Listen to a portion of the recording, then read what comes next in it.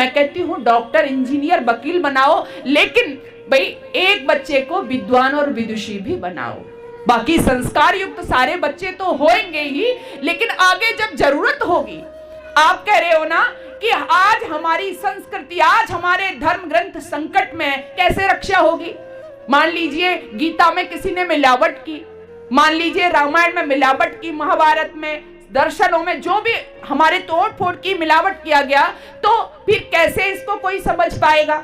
सब अंग्रेजी पढ़े लिखे होंगे, कॉन्वेंट के पढ़े लिखे होंगे, तो बताओ कैसे पता चलेगा?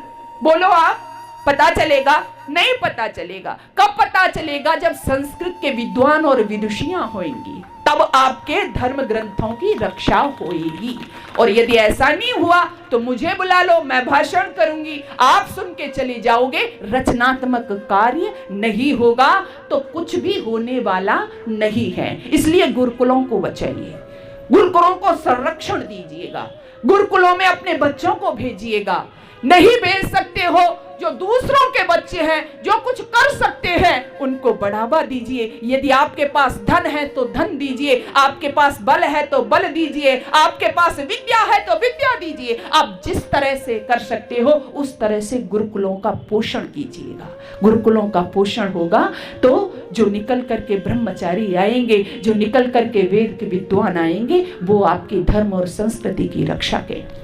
इसलिए आइए मैं फिर आपसे वही बात कहना चाहती हूँ, सबसे पहले घरों में निर्माण, और घरों में सबसे पहले माँ की जिम्मेदारी होती है। और मैं ये दावे के साथ में कहती हूँ कि यदि माँ की गोद में बच्चा बन गया है, लिख के ले जाना इस बात को, यदि माँ की गोद में बच्चा बन गया है तो दुनिया की कोई ताकत उसे बिगाड़ नहीं सकती, दुनिया की कोई ताकत उसे बिगाड़ नहीं सकती।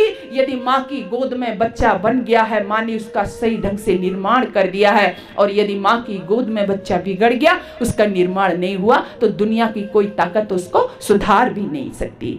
तो इसलिए पहली जिम्मेदारी आपकी है। वैसे ही थोड़ी कहा, उपाध्यायान दशाचार्य आचार्याणाम शतम पिता सहस्रम तु पितरेण माता गौरवेणांतरिक्षते, सबसे ऊपर ला करके आपको खड़ा कर दिया, ऐसे ही थोड़ी। ऋषियों का कथन झूठा नहीं हुआ करता है। तो इसलिए सबसे बड़ी जिम्मेदारी माताओं आपकी है। आप संभलो, आप जो भौतिकता में, आधुनिकता के चंगुल में जो फंस गई हो, इससे बाहर निकलिएगा। फिर पिता भी अपनी जिम्मेदारी समझेगा, और गुरुकुलों में बच्चे जाएंगे तो आचार्य तो तैयार है आपके बच्चे के निर्माण के लिए। फिर देखिए समाज की व्यवस्था कैसे नहीं बदलेगी।